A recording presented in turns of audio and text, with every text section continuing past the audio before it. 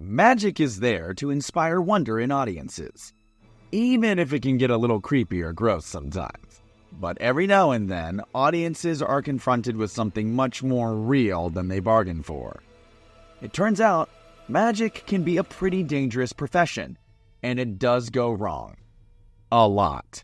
All these magicians gave just a little too much of themselves to their art. Sometimes their audience didn't even realize they had witnessed a real death on stage. Here are some of the times magic tricks have turned fatal, but be warned, this isn't for the squeamish. And a big R.I.P. to these magicians who just didn't have magic on their side. Joseph Burris didn't escape his coffin. Magician Joseph Burris was a seriously promising escapologist, even quickly earning a name for himself as the next Harry Houdini. A big honor. Obviously, we all want to follow in the footsteps of our heroes, and Burris definitely did that. But not quite in the way he wanted. Instead of becoming one of the greatest magicians of all time like Houdini, he instead matched Houdini by also dying on Halloween. Except, while Houdini got off stage before dying, Burris's death in 1990 took place right in front of his audience. The trick sounded dangerous from the start, and that's probably because, it was. He was buried alive. It's a common trick in magic, and Burris did it the traditional way. Except for one crucial bit. He was chained up, placed into a coffin made of a mixture of glass and plastic, and lowered into the ground. Now, all that could have been just fine. After all, it wasn't his first coffin escape. But he did make one change to the act. He wasn't just going to be buried beneath the dirt. He wanted liquid concrete to be poured on top of him as well. Why? Who knows? It sounds like a seriously bad idea to the layman, but hey, sometimes you just gotta one-up yourself, right? But the trick went wrong even before the concrete was poured. After just a few moments, he called for them to stop. Something had happened right in the beginning with a chain that had been placed in the wrong position. And it was pretty serious. The metal chain was slowly strangling him. They quickly dug him up again, and they should have called it quits right then and there. Sadly, they didn't take the hint. It's almost as if the world was trying to tell them something. They reset everything, closed the glass coffin back up, and lowered him down into the dirt once more. Then, the sod was thrown on top of him, and the truck began pouring the cement into the grave. Now, as you probably guessed already, the weight of the cement was just a little more than the glass could cope with. And seconds after the hole had been filled, the audience, including all the little kids who had come to watch in amazement, well, they heard a crunch under the ground. Rescuers tried their best to dig him out again, but with all that cement in the hole, they weren't fast enough to get him out in time. I think it's safe to say that Joseph quite literally cemented himself into history. Milk can escape, but Genesta couldn't. Alright, before we get into this one, give us a minute to introduce this magician. His name is quite the mouthful. Royden Joseph Gilbert Raison de la Genesta. You can see why he performed simply under his last name. Genesta was also performing a Houdini trick when he died. Gee, it almost seems like this is a pattern building.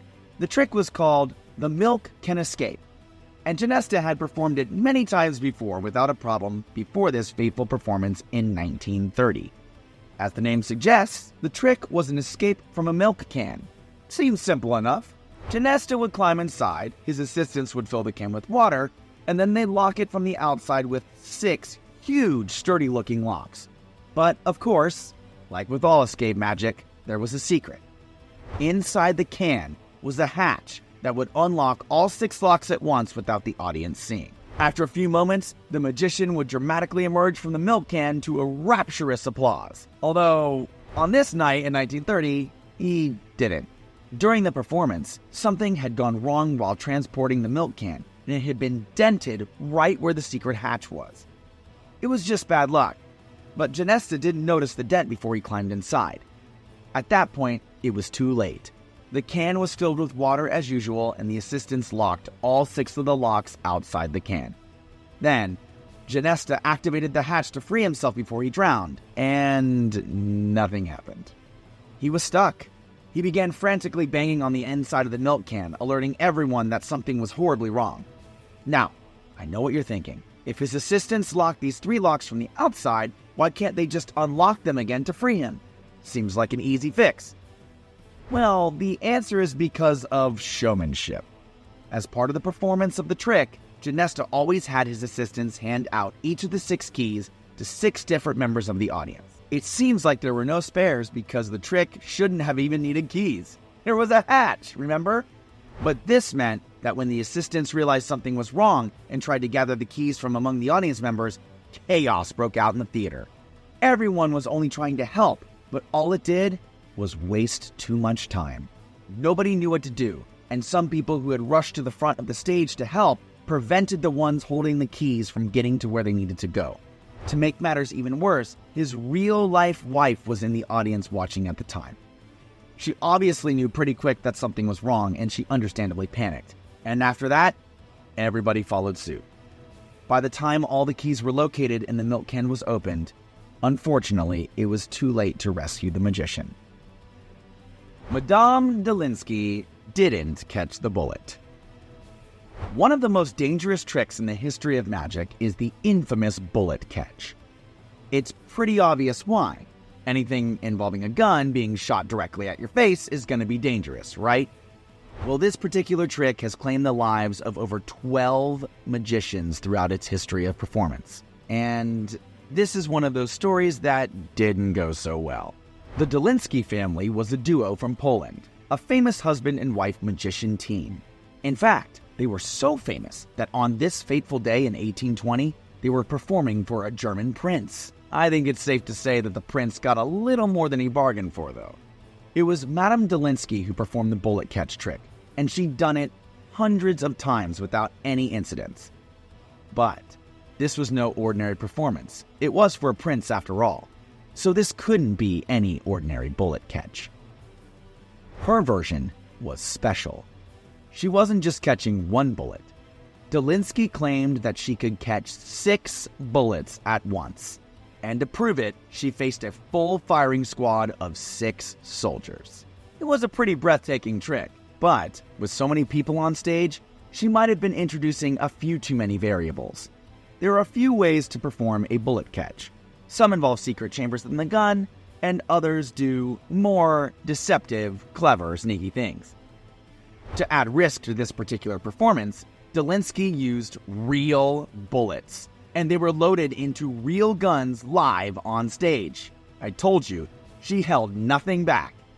So how did she survive it so many times? Well, back then, bullets came packaged in little paper bags. When the soldiers would come on stage to load the bullets into the guns, they'd have to bite the paper wrappers off the bullets before they loaded them. But secretly, they were also biting away the whole bullet, so they could swap it for a blank. They load the blanks into the guns, lift them into the air, aim them directly at Dolinsky, and fire all 6 guns at once. She then turned to the audience to show she'd not only survived, but she'd caught 6 bullets in her teeth. And the crowd would go wild. I mean, that's what was meant to happen. This time, though, not only was it more intense because she was performing for royalty, but unfortunately, Madame Dolinsky was pregnant. What a way to up the ante. It would have been an amazing night, one for the magic history books. Tragically, though, one of the 6 soldiers selected to perform in the act suffered from a moment of stage fright. He went into a kind of autopilot from his years of military training, and instead of secretly swapping the real bullet for a blank, he accidentally loaded the real one into the gun. Once the bullets were loaded, the 6 guns were raised dramatically and fired all at the same moment. Only, instead of turning to the audience to reveal her amazing catch, Madame Dolinsky doubled over as blood dripped to the floor. She'd been shot in the abdomen, tragically losing her baby instantly. Everyone rushed to help her, and they got her to the hospital. But, unfortunately, it wouldn't help. She lived for 2 days before finally succumbing to her injuries. I'll bet the German prince never forgot that performance. These unfortunate moments in magic history prove just how dangerous some live magic stunts can be. It's not as easy as it looks, even for those magicians who have performed it thousands of times. Rest in peace to all those magicians who gave their life for their craft. Thanks for watching our video, and we'll see you next time on Masters of Magic.